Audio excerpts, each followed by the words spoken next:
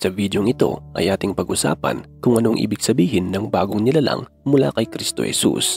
Marami pa ring Christians ang hindi nakakaintindi ng ibig sabihin ng bagong nilalang dahil kay Kristo Jesus. Kaya susubukan nating may paliwanag ito sa isa pang paraan sa video na ito. Hindi ba't sinasabi sa Biblia na kung tinanggap ng isang tao si Kristo Jesus na kanyang Lord and Savior, ay naging bago siyang nilalang. Naging bago siya na malinis na tao sa paningin ng Diyos. Pero ang tanong ay paano? Ito ang ating pag-uusapan sa video na ito. At kung gusto mong malaman kung ano ang bagong ikaw kay Kristo Jesus at sa Holy Spirit, ay panoorin mo ang video na ito. Ang ibig sabihin ng bagong nilalang o yung new creation na sinasabi sa Biblia ay ang bagong espiritu na ating napaging ganap dahil kay Kristo Jesus. Hindi lang natin tinanggap ang bagong espiritu, kundi ay tayo mismo ang naging bagong espiritu na kawangis at kalarawan ng Diyos. Tayo ang bagong version ng tao na ginawa ng Diyos ayon sa kanyang larawan at wangis. 2 Corinthians chapter 5 verse 17. Kaya't kung nakipag-isa na kay Kristo ang isang tao, isa na siyang bagong nilalang. Wala na ang dati niyang pagkatao. Sa halip, ito'y napalitan na ng bago. Dito ay sinasabi sa atin na tayo ay naging bagong tao na hindi na katulad noon ng dating makasalanan na versyon ng tao na nagmula kay Adam. Kundi tayo ay bagong versyon ng spiritual na tao na ginawa dahil kay Kristo Jesus at sa pamamagitan ng Holy Spirit. Kumbaga ay human creation version 2.0 dahil mas malakas at mas magandang version na tayo ngayon kaysa yung version ng tao na ginawa sa Garden of Eden. Para mas magliwanag ito ay balikan natin ang umpisa. Sa Genesis chapter 1 verse 26 ay sinabi na tayo ay ginawa ng Diyos ayon sa kanyang larawan at ayon sa kanyang wangis. Sa Genesis chapter 2 verse 7 naman ay sinabi doon na ginawa ng Panginoong Yahweh ang tao mula sa alabok. Hiningahan niya sa ilong at nagkaroon ito ng buhay. Ganito ang estado ng tao noong ginawa si Adan at Eva. Ang tao ay kawangis ng Diyos base sa ating nabasa. Intindihin natin na yung unang taong ginawa na si Adan at Eva ay nagmula sa isang tao. Ito ay si Adan lang. Para sa Diyos, si Adan at Eva ay isang tao dahil si Eva mismo ay galing sa tadyang ni Adam.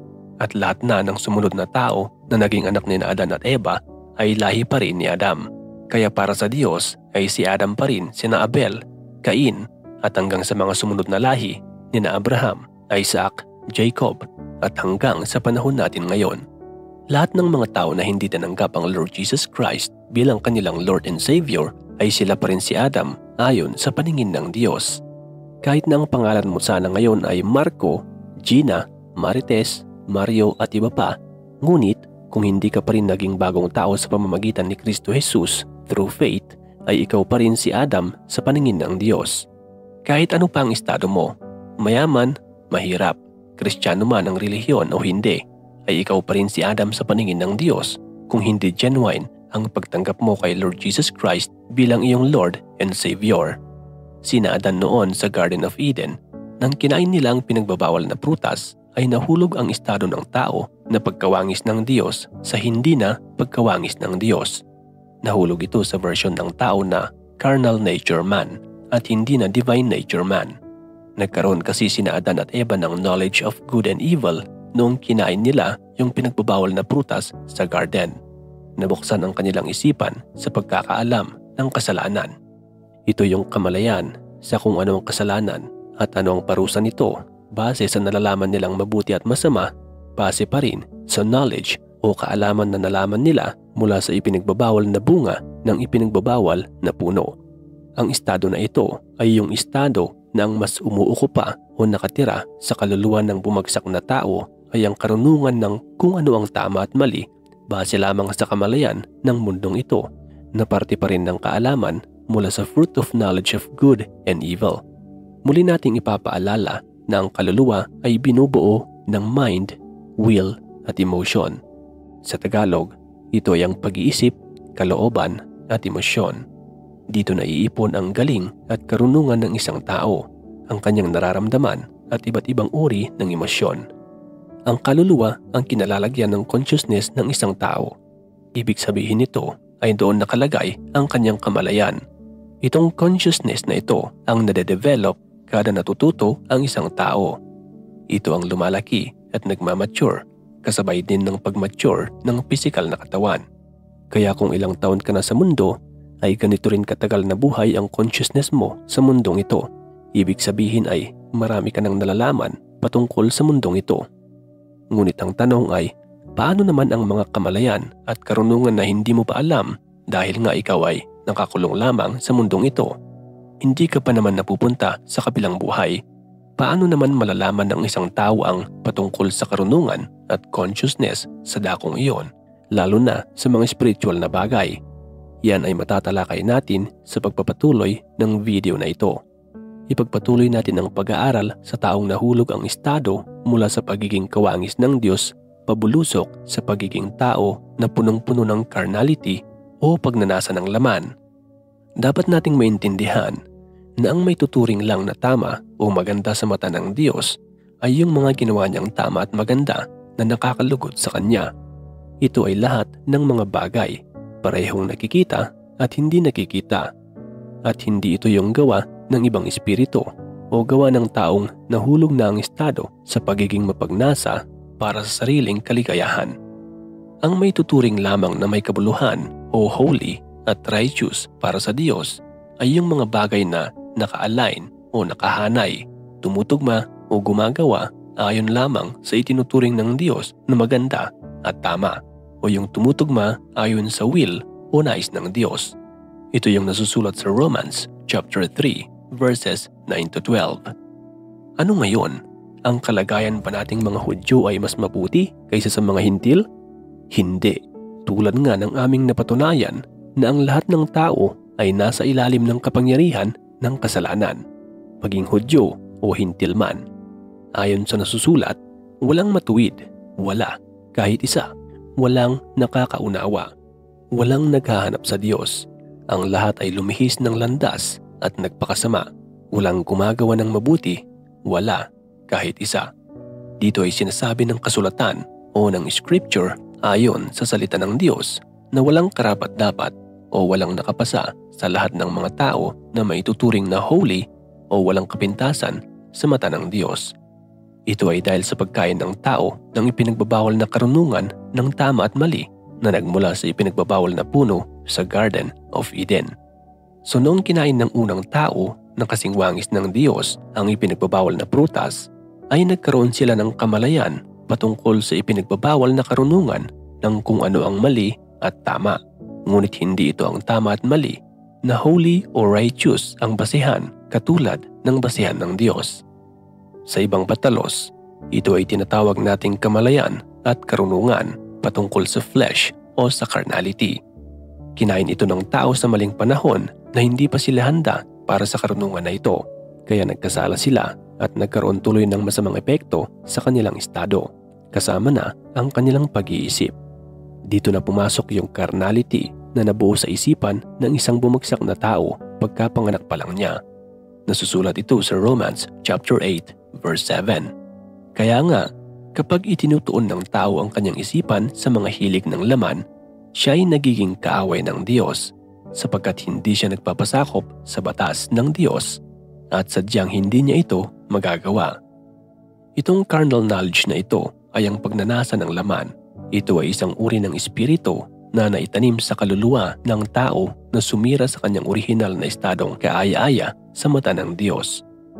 Kung ipapaliwanag natin ito, ang tao na wala pa kay Kristo Jesus ay natural lamang na may nalalaman na tama at mali, at ang malaking impluensya sa pagdevelop ng karunungan sa tama at mali na ito ay nakabase sa kung anong nakikita niya sa paligid. Pero bago pa man siya maimpluensyahan ng kanyang paligid, ay inborn na o natural na sa bata na magsinungaling o mayroon na siyang nalalaman na self-preservation. Kaya kapag nagugutom siya ay iiyak siya dahil alam niyang mayroong darating na magpapadede o magpapakain sa kanya. O kung may pagkain man siyang hawak ay ayaw niyang magbigay sa ibang bata dahil ito ang epekto ng karunungan na self-preservation dulot ng carnality o pagnanasa ng laman. Noong pinanganak tayo sa mundong ito, ay tinuturo sa atin ng ating mga magulang at ng sino mang nagpalaki sa atin kung ano ang tama at mali.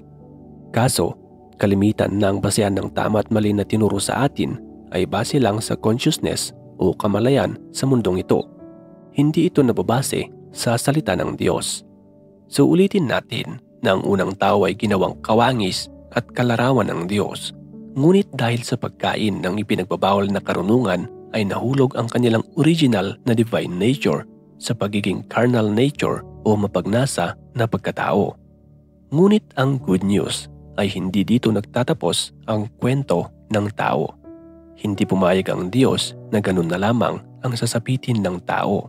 Kaya ipinagkaloob niya ang kanyang anak na Lord Jesus Christ para sa paglilinis ng kasalanan. Para mas maintindihan natin, ang Diyos ay ang Father, Son at ang Holy Spirit. Ito ang Triune God na revelation ng Diyos sa mga pinaging anak niya sa pamamagitan ng Lord Jesus Christ at ng Holy Spirit. Itong revelation na ito ang nakatago sa pag-aaral sa salita ng Diyos gamit ang mga scriptures at Biblia. At hindi ito maiintindihan ng isang tao na nasa estado pa rin ng carnal nature. Ito yung estado ng tao na nasabi natin kanina na ang ginagamit lamang na kamalayan o yung naabot ng kanyang mind, will at emotion ay yung kamalayan o consciousness na nahulog mula sa divine nature sa pagiging carnal nature. Hindi na muna natin pagtutuunan ng pansin ang Triune God sa videong ito dahil mahabang topiko ito. Ilalagay natin ito sa ibang video. Ngunit ang point dito ay kung hindi mo pa ito ganap na naunawaan, ibig sabihin ay nasa carnal nature ka pa rin at hindi mo pa nabubuhay ang divine nature dahil kay Kristo Jesus at Holy Spirit. Kaya kapit ka lang dahil papunta na tayo sa pag-aaral ng divine nature na estado ng isang tao dahil kay Kristo Jesus. Nasusulat sa John chapter 1 verses 1 to 4. Nang pasimula ay naroon na ang salita. Ang salita ay kasama ng Diyos at ang salita ay Diyos.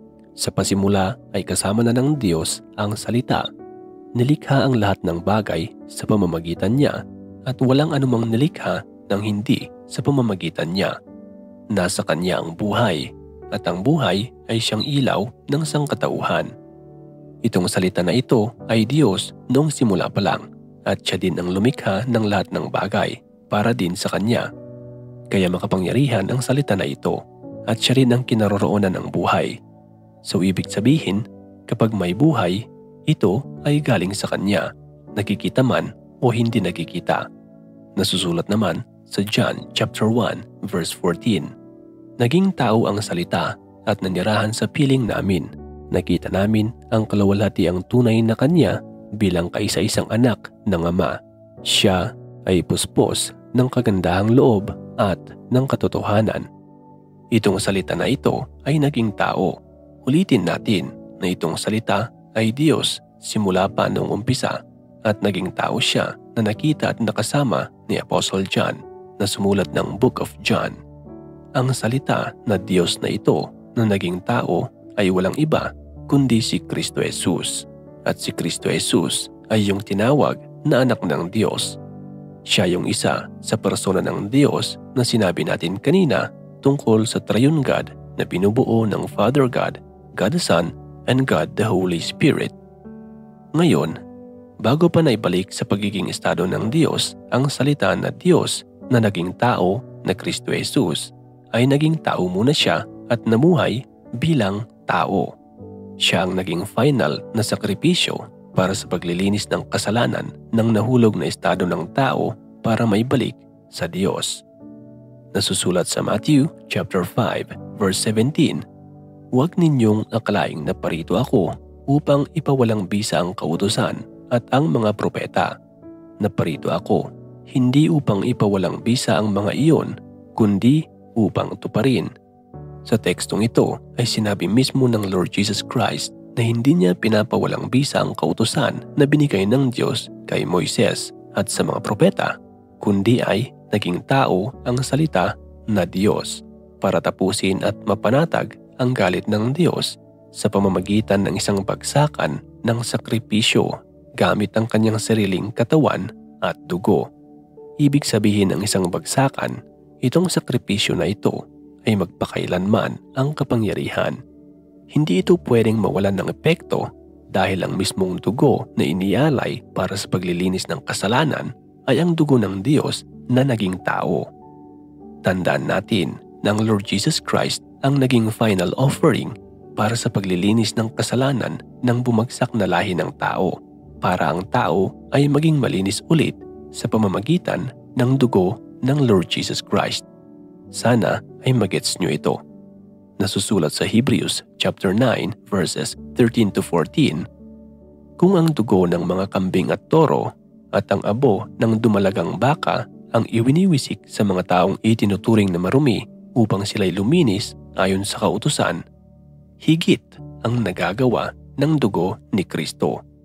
Sa pamamagitan ng walang hanggang espiritu, inialay niya sa Diyos ang kanyang sarili bilang handog na walang kapintasan. Ang kanyang dugo ang lumilinis sa ating mga budhi sa mga gawang walang kabuluhan upang tayo'y makapaglingkod sa Diyos na buhay. Dati-rati, bago pa maging tao ang salita na Diyos at maging Hesukristo, ay mga dugo ng walang kapintasan na hayop na tinalaga para sa pag-aalay ng paglilinis ng kasalanan ang iniaalay ng mga Hudyo sa Diyos. Ngunit hindi ito sapat dahil araw-araw na kailangang may mamatay na hayop. Ibig sabihin ay temporary lang ang kakayahan ng dugo ng mga hayop na ito. Ngunit nang ang dugo na mismo ng Diyos na naging tao na Kristo Jesus na hindi nagkasala at walang dungis at kapintasan ang inialay sa cross para sa paglilinis ng kasalanan, ay naging walang hanggan ang kakayahan ng paglilinis ng kasalanan na ito. In other words, kung ang sino mang nahulog ang estado na tao ang nilinis ng dugo ng Diyos na Hesukristo, ay tinuturing na malinis na siya at walang kasalanan. Matthew chapter 26 verse 28. Sapagkat ito ang aking dugo na katibayan ng tipan ng Diyos. Ito ang aking dugong ibinubuhos para sa kapatawaran ng kasalanan ng marami.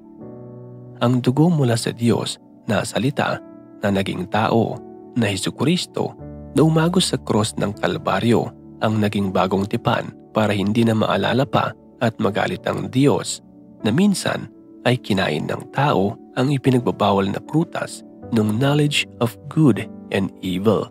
Dahil ang Kristo Jesus na ito din ay uri din ng consciousness na mas mataas pa sa lahat ng uri ng consciousness. Ito kasing Hesukristo na ito na salita na isa ding Diyos ay hindi lang limitado sa pagiging tao tulad ng pagkakaalam ng marami sa atin na tao lang siya. Hindi po. Kapag ginagamit lang natin ang consciousness mula sa mundong ito na naipasok na sa pansamantalang consciousness ng ating kaluluwa habang tayo ay nabubuhay pa lang sa mundong ito, ay hindi po talaga nito maaabot o maintindihan kung bakit, kung ano, kung paano, kung kailan, kung saan, at kung sino ang Hesukristo na ito. Napakalawak po ng ibig sabihin ng Hesukristo o salita ng Diyos. Ang revelasyon ng salita ng Diyos na pagiging Hesukristo na tao ay isa lang ito, pero mas higit pa dito ang pinapakahulugan ng salita ng Diyos o Hesukristo. Katulad na lang ng sinabi ng Lord Jesus Christ na kainin natin ang laman niya at inumin natin ang dugo niya. Basahin natin yung nasusulat sa John chapter 6 verses 53 to 56. Sinabi ni Jesus, "Pakatandaan ninyo, malibang kainin ninyo ang laman ng anak ng tao at inumin ang kanyang dugo, hindi kayo magkakaroon ng buhay. Ang kumakain ng aking laman at umiinom ng aking dugo ay may buhay na walang hanggan, at muli ko siyang bubuhayin sa huling araw, sapagkat ang aking laman ay tunay na pagkain at ang aking dugo ay tunay na inumin. Ang kumakain ng aking laman at umiinom ng aking dugo ay nananatili sa akin at ako naman sa kanya." Kung gagamitan lang natin ito ng pag-iisip ng isang carnal man, ay hindi talaga nito maintindihan ang ibig ipaiwatig ng teksto na ito. Ang naisip kasi ng tao na nasa estado ng nahulog na kawangis at kalarawan ng Diyos o carnal nature man ay literal na kakainin at iinumin ang dugo ng Lord Jesus Christ na tao, o kung hindi naman ay maiisip ng taong ito na baliw o aswang o demonyo o kanibal ang kumakain ng laman at umiinom ng dugo ng kapwa-tao. Sasabihin pa ng taong ito na galing sa demonyo ang sinasabing ito ng Lord Jesus Christ. Ngunit kung ang taong nakakabasa nito ay ang taong napaging ganap na anak ng Diyos dahil kay Kristo Jesus, ay tiyak na alam na niya na ang tinutukoy ng tekstong sinasabi ng Lord Jesus ay kainin at inumin natin siya katulad ng pagkain ni na Adan at Eva ng pinagbabawal na prutas sa Garden of Eden, sa opposite na pagkakaintindi. Kinakain natin ang laman at iniinom natin ang dugo ng Lord Jesus Christ nang sa ganoon ay mag-upgrade ang ating consciousness sa kung ano ang tama at mali base sa tama at mali na sinasabi ng Diyos sa pamamagitan pa rin ng salita ng Diyos. Sa puntong ito na natin pag-uusapan kung paanong ang nahulog na estado ng tao na carnal nature ay maibabalik sa estado na kawangis at kalarawan ng Diyos na 2.0 version o mas upgraded kaysa sa naunang version ng kawangis at kalarawan ng Diyos na kanyang ginawa mula kay Adam. In short, ang sinumang tumatanggap kay Lord Jesus Christ bilang kanyang Lord and Savior at bilang kanyang bagong consciousness, nasisira at magbubura sa nalalaman na niyang dating consciousness sa mundong ito at mula sa consciousness ng carnality ay magkakaroon siya ng mas mataas na uri ng consciousness at ito ang God consciousness. Tama ang narinig mo. God consciousness. God consciousness ang makukuha ng isang taong tumatanggap kay Lord Jesus Christ bilang kanyang Lord and Savior. Ang God consciousness o kamalayan para sa mga Diyos ay hindi na pumapatungkol sa mga pagnanasa ng laman. Hindi na ito pumapatungkol sa kung ano ang kasalanan at kung ano ang batas na sumasakop sa mga kasalanan na ito. Hindi na ito pumapatungkol sa katulad ng batas na naibigay noon kay Moises dahil mas mataas na itong kamalayan at karunungan na nagmumula sa Diyos. Nasusulat sa Acts chapter 2 verse 38. Sumagot si Pedro, "Pagsisihan ninyo't talikuran ang inyong mga kasalanan at magpabautismo kayo sa pangalan ni Jesucristo upang kayo'y patawarin at tatanggapin ninyo ang kaloob ng Espiritu Santo." Tinuturo sa atin ng kasulatan na kung sino man ang tatanggap kay Kristo Jesus bilang tagapagtubos ng kasalanan ay mapapasa kanya ang kaloob ng Santo Espiritu. At ang kaloob na ito ay ang bagong espiritu na binubuhay ang isang dating bumagsak na estado ng isang tao. Ang pagtanggap kay Lord Jesus Christ ay nangangahulugan ng pagkakapanganak ng bagong espiritu ng tao o pagkakapanganak ng bagong nilalang sa kapangyarihan ng Santo Espiritu. Ito na ngayon yung nilalang na kawangis ni Kristo Jesus na isang bagong nilalang. Hindi na ito yung version na kawangis at kalarawan ng Diyos na mula sa lahi ni Adam, kundi ito na ngayon yung version ng kawangis at kalarawan ng Diyos na galing mismo sa lahi ng bagong nilalang na Lord Jesus Christ. Nasusulat sa Colossians chapter 1 verse 18, "Siya ang ulo ng iglesia na kanyang katawan. Siya ang pasimula. Siya ang panganay na binuhay mula sa kamatayan upang siya'y maging pangunahin sa lahat." Nung nag-resurrect ang Lord Jesus Christ dahil sa kapangyarihan ng Holy Spirit ay naging isa siyang bagong nilalang. Ito yung makapangyarihang bagong nilalang na mas mataas ang estado kaysa sa estado noon ni Adam at Eva bago pa man sila nagkasala. Kawangis at kalarawan na noon ng Diyos si Adam, pero nagkasala pa rin ang version na iyon ng unang tao na kawangis ng Diyos. Ngunit ang bagong version na 2.0 na bagong nilalang na Jesus Christ ay hindi kinaya ng kasalanan. Yung unang version ng tao na kawangis ng Diyos ay nilapitan noon ng serpent na ginamit ng Diablo para mademonyo siya. Nagudyok ang Diablo ng lust of the eyes, lust of the flesh, at pride of life. Ito yung nasa Genesis chapter 3 verse 6. Ang punong kahoy ay napakaganda sa paningin ng babae at sa palagay niya'y masarap ang bunga nito. Naisip din niya na kahanga-hanga ang maging marunong kaya't pumitas siya ng bunga at kumain nito. Binigyan niya ang kanyang asawa at kumain din ito. Sa pagtingin ni Eva sa ipinagbabawal na prutas ay na-activate agad ang lust of the eyes. Napakaganda sa paningin ng babae ang punong kahoy.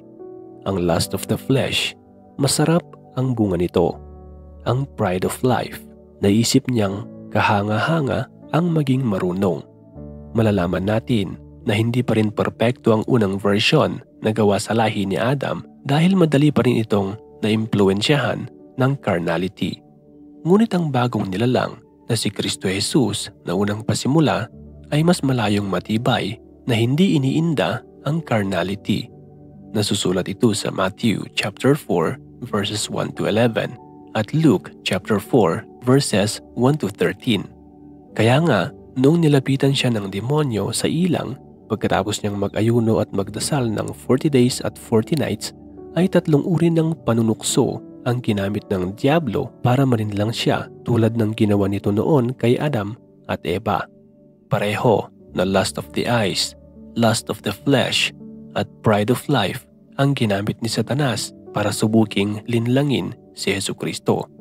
Ngunit hindi ito umepekto kay Kristo Jesus dahil sa siya ang embodiment ng Diyos o kalikasan ng Diyos sa katawang lupa kung saan nabubuhay ang carnal nature ng nahulog na estado ng tao. Nasusulat sa Colossians chapter 2 verse 9, sapagkat ang buong kalikasan ng Diyos ay na kay Kristo sa kanyang pagiging tao.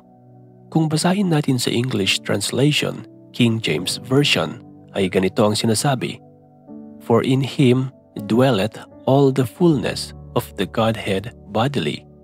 Sinasabi dito na ang kalikasan ng Godhead o yung Triune God na Father God, Son at Holy Spirit ay ang Lord Jesus Christ. Ito ang dahilan kaya mas malayong magandang version ang bagong nilalang mula sa lahi ng bagong nilalang na Kristo Jesus ayon sa nabasa natin kanina na nasusulat sa Colossians chapter 1 verse 18. Pero wait, ang mas magandang good news ay hindi lang siya ang naging bagong nilalang, kundi ay siya lang ang nauna at lahat na ng tatanggap sa kanya ay magiging katulad din niyang susunod sa pagiging bagong nilalang na may consciousness of God. Nasusulat sa 2 Corinthians chapter 5 verse 17. Kaya't kung nakipag-isa na kay Kristo ang isang tao, isa na siyang bagong nilalang. Wala na ang dati niyang pagkatao. Sa halip, ito'y napalitan na ng bago. Ito rin yung teksto na nabasa natin kanina. So dito nga po mga kapatid at mga kaibigan ay mayroon talagang bagong nilalang sa pamamagitan ni Kristo Jesus. Hindi na po ito yung luma na kawangis ng Diyos na nagmula kay Adan, kundi ay ito na po yung bago na nagmula kay Lord Jesus Christ. Ibig sabihin ay mas malayong makapangyarihan ang bagong nilalang kaysa yung naunang versyon na kawangis at kalarawan ng Diyos na mula kay Adam. Yun kasing una ay limitado lang ang authority dahil nasa pangangalaga lang ng mundo ang naibigay sa kanila. May kapangyarihan sila sa mga nilalang sa tubig, sa himpapawid at sa langit ng mundo. Ngunit itong bagong nilalang sa pamamagitan ni Kristo Jesus ay higit na malawak ang kapangyarihan at autoridad dahil kung si Kristo Jesus ang ulo at ang mga followers niya ang katawan, ay kung ano si Kristo ay ganun din sila. At kung si Kristo ay Diyos, ibig sabihin ay napaging Diyos din sila. Ang bagong nilalang na Kristo Jesus na may katawan na glorified body ay Diyos. Kaya ang mga sumusunod na napapaging bagong nilalang pagkatapos niya na nagkaroon din ng glorified body dahil din sa pagsunod kay Kristo Jesus ay matatawag ding Diyos. Hindi man sila kasing Diyos ng Diyos na Triune God, pero nasa kanila pa rin ang estado ng pagiging Diyos dahil sila ay anak ng Diyos kay Kristo Jesus.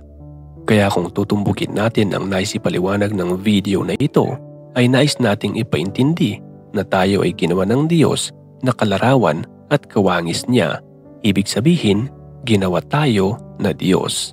Hindi man Diyos na katulad ng Diyos, ngunit mas maliit na Diyos. Ito yung nasusulat sa John chapter 10 verse 34. Tumugon si Jesus, "Hindi ba nasusulat sa inyong kautusan? Sinabi ko, mga Diyos kayo." Nasusulat din sa Psalms chapter 82 verse 6. Ang sabi ko, kayo'y Diyos, anak ng kataas-taasan.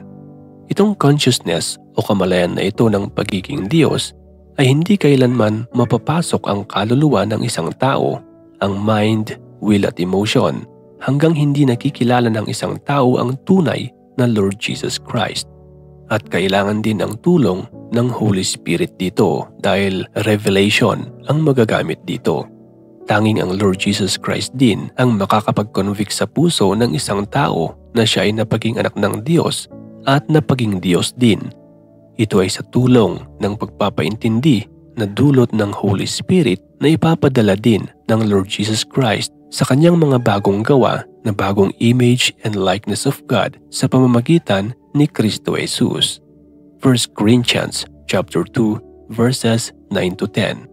Subalit, tulad ng nasusulat, hindi pa nakikita ng mata o naririnig ng tainga, ni hindi pa sumasagi sa isip ng tao ang mga inihanda ng Diyos para sa mga umiibig sa Kanya. Ngunit ito'y inihayag na ng Diyos sa atin sa pamamagitan ng Espiritu. Sinasaliksik ng Espiritu ang lahat ng bagay, maging ang mga pinakamalalim na bagay na may kinalaman sa Diyos.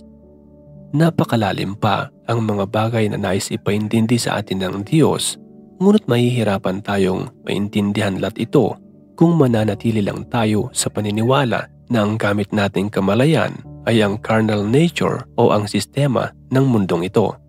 Kaya kailangan nating ma-activate ang estado ng pagiging divine nature, o sa ibang salita ay kailangan nating ma-activate ang consciousness ng God nature na ibinigay sa atin ng Diyos sa pamamagitan ni Kristo Jesus at sa paggabay ng Santo Espiritu. Ang divine nature kasi ay nangangahulugan ng godly nature. Kaya kung hindi mo pa tinanggap ang Lord Jesus Christ bilang iyong Lord at Savior, ay tanggapin mo na siya at simulan mo nang tanggapin ang biyaya na bigay ng Diyos sa pamamagitan din ng Lord Jesus Christ. Maraming salamat sa panonood at sana'y nakatulong ang video na ito sa inyong paglalakbay sa iyong faith sa Diyos through the Lord Jesus Christ.